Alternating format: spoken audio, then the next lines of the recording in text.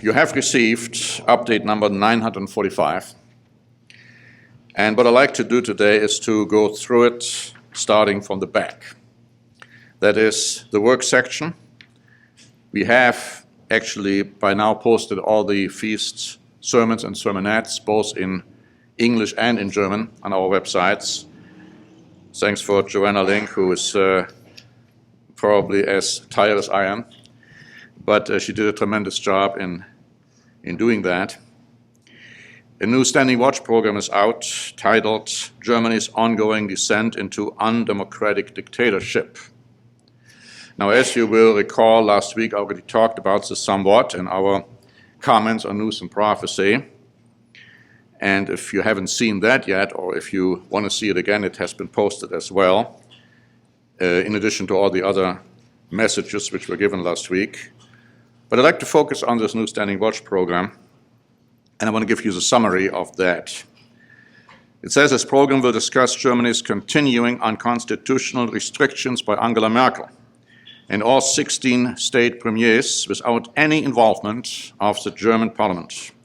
Now another partial lockdown has been announced by Merkel and her allies, again without parliamentary approval.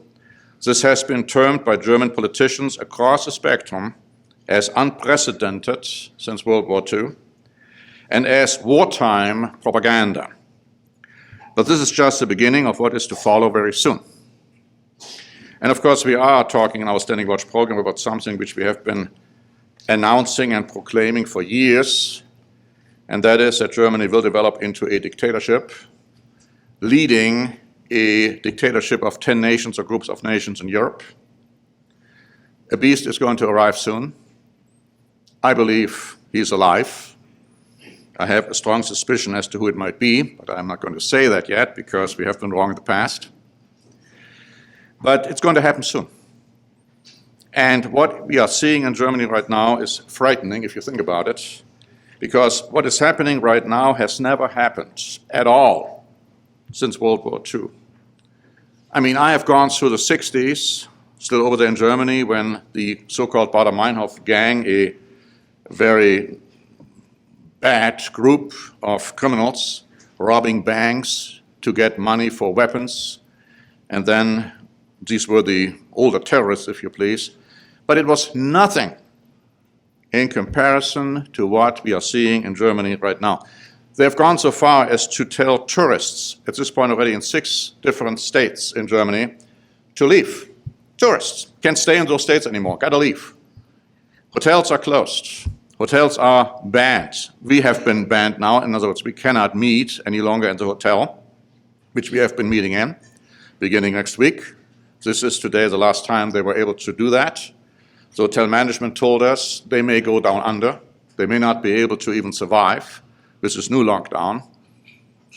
It's horrible what is happening. The businesses are destroyed, the people are destroyed, the economy is destroyed, and those who are destroying what's happening, they are well taken care of. Their salaries are still ongoing. They still live in mansions and big, huge houses, but the people are being destroyed. This is just Germany. I mean, I could talk about America, I could talk about Europe, I could talk about all these different countries, but I just want you to understand how serious that situation is. There is a warning which has been expressed, and we have this in our update, that we are seeing right now something. In fact, let me just go to that. It was the Pope, of all people. And we have this article in here. The Pope was warning.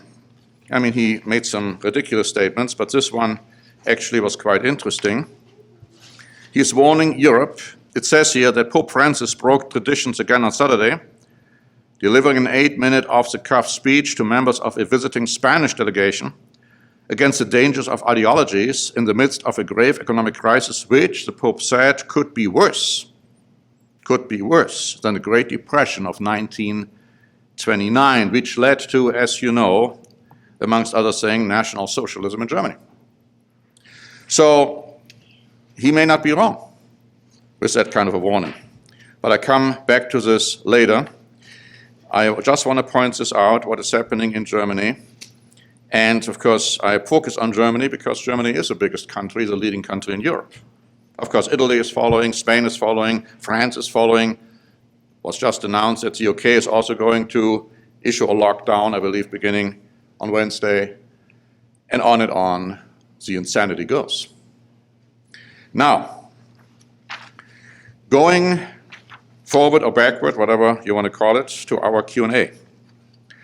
We have started a series on the Catholics' teaching on indulgences.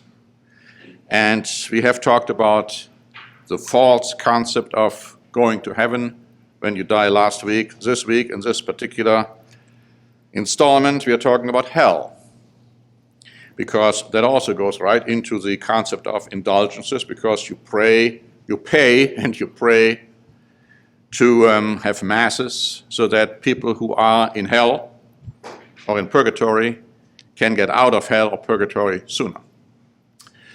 Now, we quote from the Roman Catholic Catechism about hell, and they say that hell is the principal punishment, that immediately after death, the souls of those who die in a state of mortal sin descend into hell, where they suffer the punishments of hell, the eternal fire, unless you have enough prayers submitted to, I guess, the Virgin Mary, who then is actually going to talk to Christ, who is then going to talk to the Father to get those people out of hell. But the thing is, have you thought about hell in a different concept and context? And I'm also addressing our young people now who are listening, because today is Halloween. Did you know that the word hell is included in the word Halloween? If you look at the letters, H-E-L-L, you find them all in the word Halloween. Now that may be a coincidence for the English language, it doesn't work that way in German, but the connection is there, because that's what Halloween is all about. The concept of hell. I want to explain this to you. Halloween teaches you that those who die are floating around somewhere. Hell, purgatory, limbo, departed souls. And on Halloween, they can come back to deal with the living. And of course, what's wrong with that, right? I mean, you have those who have died and you loved your grandfather, let's say, and who is coming back. What's wrong with that is, because as we explain in our article, when the dead die, they're dead, have no consciousness. They're in their graves, they're not in hell, in heaven, anywhere else. They're in their graves waiting for the resurrection from the dead when Christ returns, or later. But there are demons, pretending to be those souls of departed ones. Demons. Now, you don't want to be in contact with demons, do you? The Apostle Paul is saying, I don't want you to be in contact with demons. But some have tried to do this. Some have tried to contact the souls of departed ones, not realizing that they are dealing with demons. King Saul did that. He went to that wicked witch of Endor and asked for Samuel, who had died, to come back. And a demon came, pretending to be Samuel. And God was so angry with Saul that it was announced to him, you're going to die next day, and he did. Now, I'm not saying that every activity you are engaged in having to do with Halloween is going to bring you in direct contact with demons. I'm not saying that. But how do you know that you're not? How do you know that you're not? I think I might have told you the story before, but my wife and I, we went to a Fort Laramie one time to visit that, not knowing that there was supposed to be a haunted room in that fort. We didn't know anything about it. We didn't have any eerie ideas or concepts, but we later learned about it. Now, since we were innocent and ignorant, God protected us. But it would have been foolish to go there trying to inspect this fort in order to find out where this room was, to see whether it was haunted or not. Because I subsequently read a novel. It wasn't really, it was a report by a novelist. He did just that. He went to this place, he inspected this room, investigated, And then he wrote about all kinds of weird and incredibly unpleasant experiences he has had subsequently, where he was really believing that he was being followed by somebody, turned around, there was nobody there. I have read a lot of stories about this, a lot of reports about this. It is not just imagination, there's something to it, because you are getting in contact with demons and you don't want to do that. And that's why Halloween is so very, very dangerous. You stay away from it as far as you can. Don't have anything to do with it, because you don't want to get into this kind of an environment. I want to tell you another story. A very famous French actor who recently died. He wrote an autobiography, and he had bought a house, and the house was allegedly haunted. And so he says, I came in, and sure enough, all kinds of weird things happened. Now, he believed it was the ghost of a departed ones. And so he started talking to this ghost, right? It was a demon. And he said, don't worry about it. I don't want to get you out of the house. You stay with me, and we are going to be fine. A foolish thing to do. Well, the activities in the house stopped, interestingly enough. But all kinds of terrible things happened in his life. He lost his job. He was defrauded. He had an accident, fell from his horse during a movie. He was bitten by a bear during a movie. All kinds of weird things. Lost all his money because the accountant defrauded him. I mean, a connection was never drawn. I could see clearly the connection. So you don't want to do this kind of stuff. I mean, you don't want to try to get involved in contacting the ghosts of departed ones, because you are contacting demons, and everything which is happening on Halloween is all in celebration to Satan the devil. And Satan is very angry, and right now he can see it, trying to stop us to broadcast that, because that's most certainly something he doesn't want to told the people. All right, I mean, a wise word to the wise people, hopefully listening in carefully. Going back to the Q&A, so we are talking about the ridiculous concept of hell, that those who are dying are being tortured in hell right after death. And we also point out that this is all pagan. It came from paganism. It came from the Vikings. It came from the Greeks. It came from the Romans. It came from the Egyptians. It came from other Babylonians. They had this concept. Christianity never believed in that, until finally those pagans, those Gentiles came into the church, the Catholic Church. And then this was being absorbed. And then it got so bad, as we point out in the article here, that in 553, the Synod of Bishops in Constantinople set the seal on hell when they decreed that if anyone shall say or even think that there is an end to the torment of ungodly persons, or that there ever will be an end to it, let them be excommunicated. So they were thrown out of the church for not believing in hell. So we had censorship already then. We have censorship right now in the United States of America. Perhaps in different ways. I will talk about that in a moment. It's the same abominable concept, however. Censorship. You're not allowed to think, you're not allowed to say the truth, because it's not politically correct, right?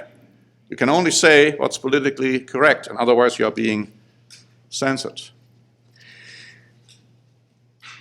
Going backwards, forwards, here are some more ridiculous comments by Pope Francis. Now listen carefully, and if you think you are safe today, the National Catholic Register wrote on October 24, Pope Francis again returned to the theme of rigidity today. Rigidity today, you're too rigid is the idea, right? Saying that those who unbendingly follow the law of God are sick and in need of the Lord's help. He once called those who try to unbendingly follow the law of God people as having weak hearts.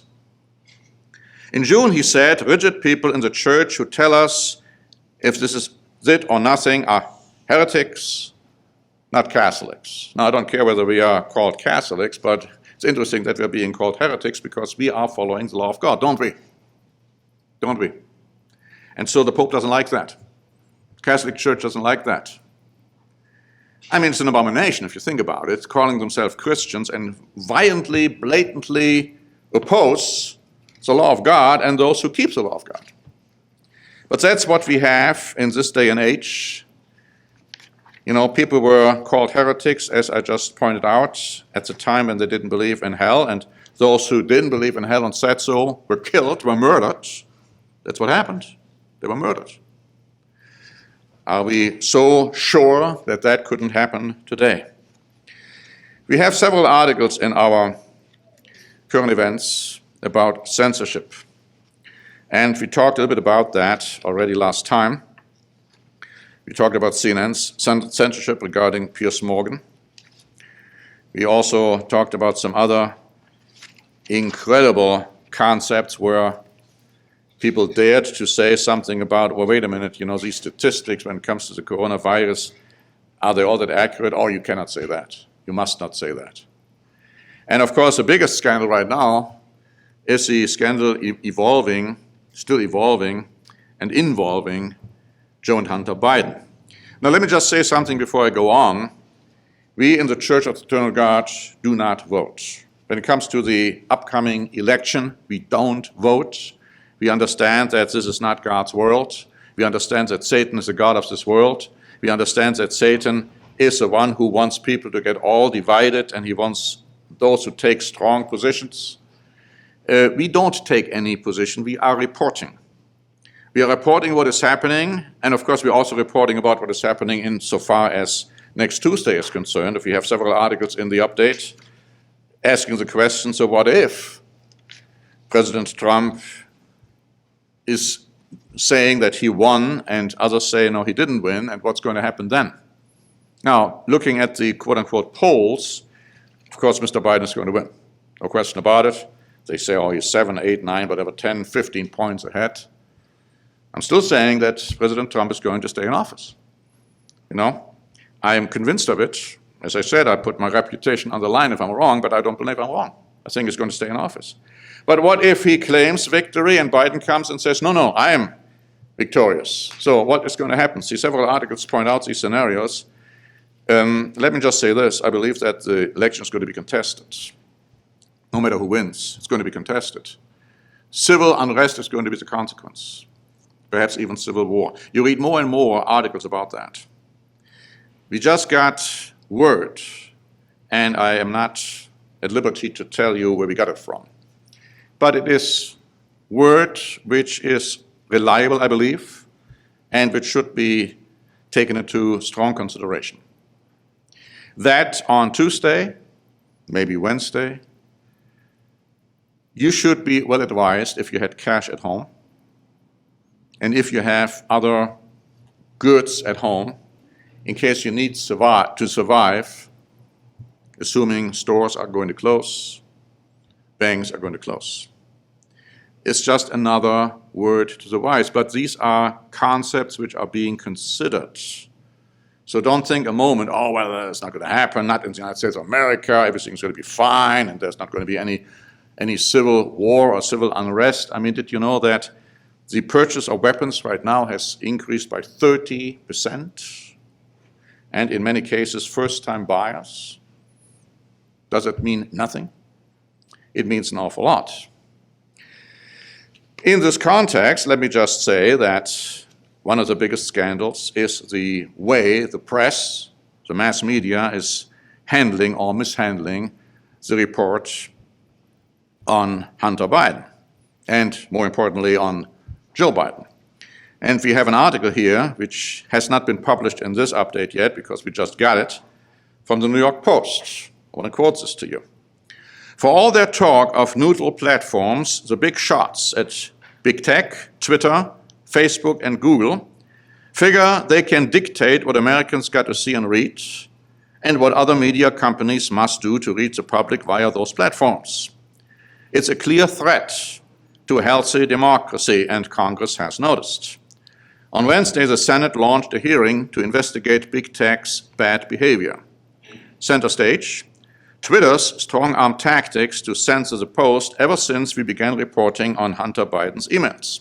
First, it froze our account and banned our stories. Then, amid a public backlash, it agreed to unfreeze us, but only if we deleted our original tweets. Twitter CEO Jack Dorsey sounded like every mob enforcer and shakedown artist in history.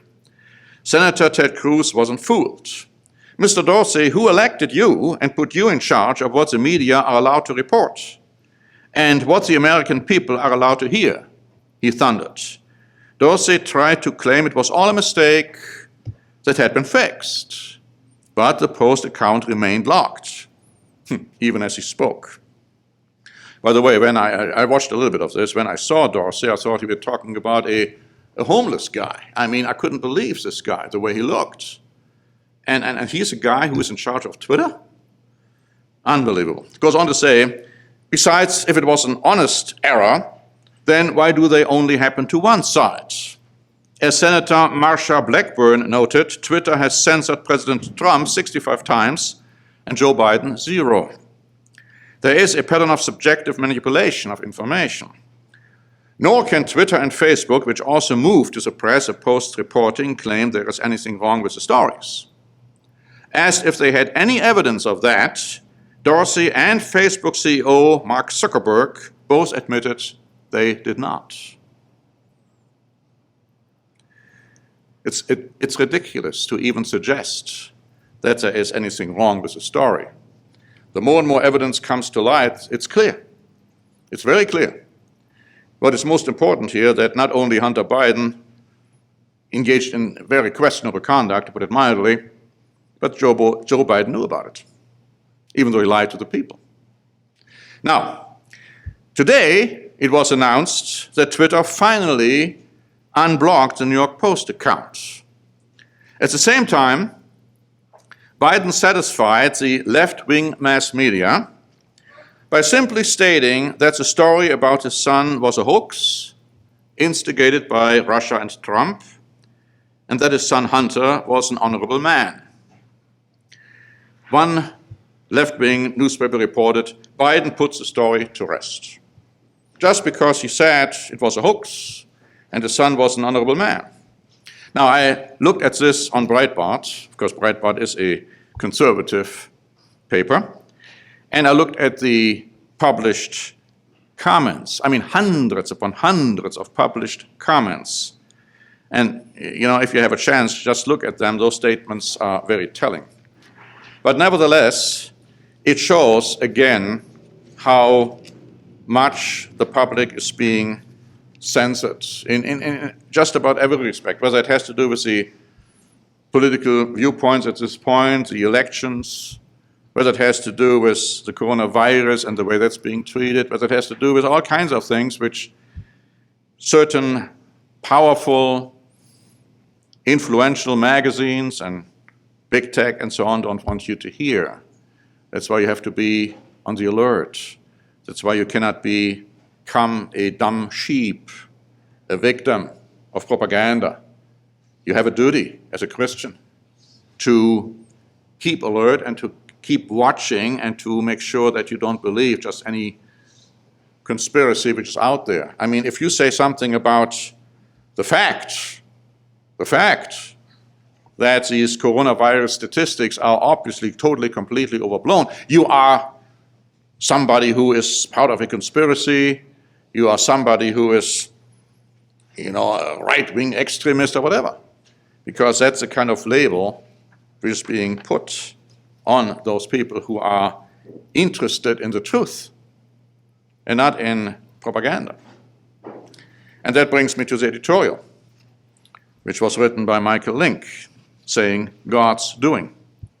Let me just quote a little bit from the editorial, and I might have already stepped on his sermon he's going to give pretty soon. When it comes to Halloween, I don't know what he's going to say, but, you know, I felt I should say what I said, and if he says something similar, then it's a repetition. If he says something in addition, even greater. Anyhow, I'd like to read from some of his comments in the editorial.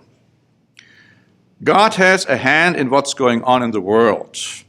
Yes, Satan is a god of this world, but he does not control everything. And yes, God does allow Satan to do things, but God still has a final word.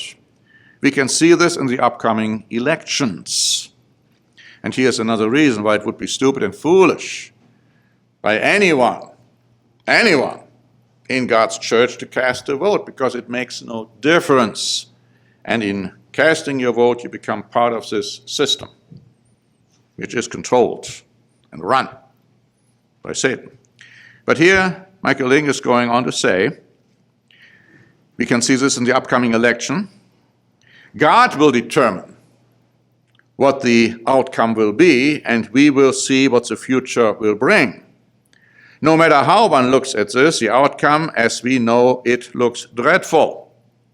This nation will never dig its way out of the hole it has dug.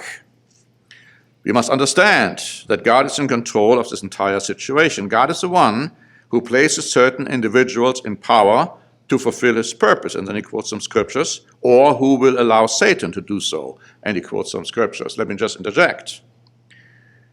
We know that Europe was supposed to be resurrected 10 times after the Roman Empire fell, 7 times after the Holy Roman Empire began. We are seeing right now the last revival in Europe as it is unfolding. We know there's going to be another very powerful, charismatic political leader called the Beast. Now, it says in the Bible that it's going to be Satan who is giving the authority and power to the beasts. But God knows about it, and God allows it, and God sees to it that this is going to happen, because why? Prophecy got to be fulfilled.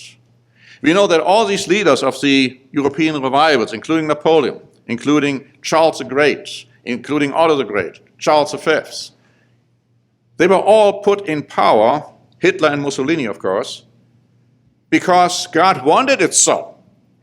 Now, he allowed, of course, Satan to put them in power, but God ultimately wanted it so. It was prophesied. Now, who in his right mind would have voted for Hitler at the time? A Christian, most certainly, unless he was totally deceived, wouldn't have. So he would have voted against somebody else, but God wanted this guy in power. And so I believe that God wants Trump in power, not for reasons evangelicals come up with right now. That's not the point. That's not the point at all. But he has to fulfill a particular role as this beast who is going to come up soon, I believe very soon, in Germany.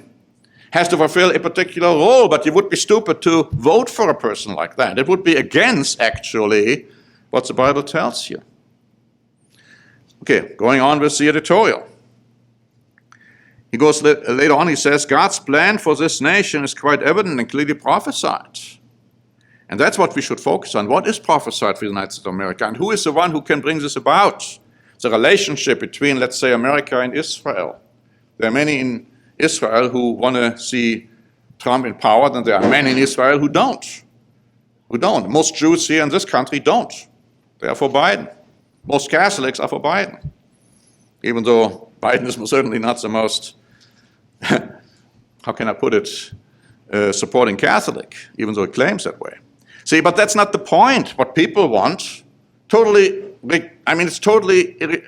doesn't make any difference, irrelevant.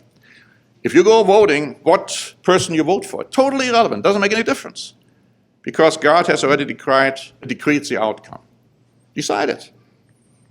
But why would you want to be involved in this kind of abominable system? Going back to the editorial. God's plan for this nation is quite evident, clearly prophesied. Since we are aware of it, are we? We have to be extra vigilant that we don't slip up and forget his plan and purpose. There's a lot more in the editorial you should read, but this is in light of what we are facing right now. It's a serious situation. Many people don't see it that way anymore. Many people who at one time understood the truth think now they should get involved in this evil system in one way or another, trying to make this world a better place, trying to get the lesser evil in power. Well, my argument always is, well, if it's a lesser evil, it's still an evil, so why are you getting involved with evil things? Like why would you get involved with demons in one way or another to celebrate or get involved with Halloween? Same thing. I mean, you think about this through, and does it make sense to anyone to do that kind of thing? To me, it makes no sense. Ever since I came into the church, it was very clearly taught under Mr. Armstrong, you don't vote. This is not God's world. It was funny to me when we reached the time of the Feast of Tabernacles, and when it was emphasized we are just pilgrims and strangers on this earth, Then sermons were given by certain individuals that we are pilgrims and strangers on this earth and that we shouldn't get involved in the affairs of this world and so on. And shortly after the Feast of Tabernacles, the same guys and suddenly talked about, what we should do in order to make this world a better place pretty soon. I could never believe that. I could never understand it. People took positions like, oh yeah, America did right in dropping the bomb on Hiroshima and Nagasaki, I heard somebody say. I couldn't believe that. Why would you make such a stupid statement from the pulpit? So that's where we got to be careful that we don't make these outrageous statements. Stay away from this political propaganda, but report. Make sure you understand what is happening. Watch and pray, as Christ says, so that you are worthy to escape all these terrible things which are going to come to pass, and to stand in front of the Son of Man and to be placed go to the place of safety. That's another thing, because things will be terrible pretty soon, and they're not going to get any better. And even though people think, oh, we have to make a change in this country, and we have rather this candidate than that one, or in Germany, same thing, or nobody seems to understand, outside those in the Church of God, this is not God's world. This is Satan's world. And Satan says to Christ, I am going to give the power to whomever I want to give. And Christ didn't dispute. But he also said to Pilate, you wouldn't have any power over me unless it would be given to you from above.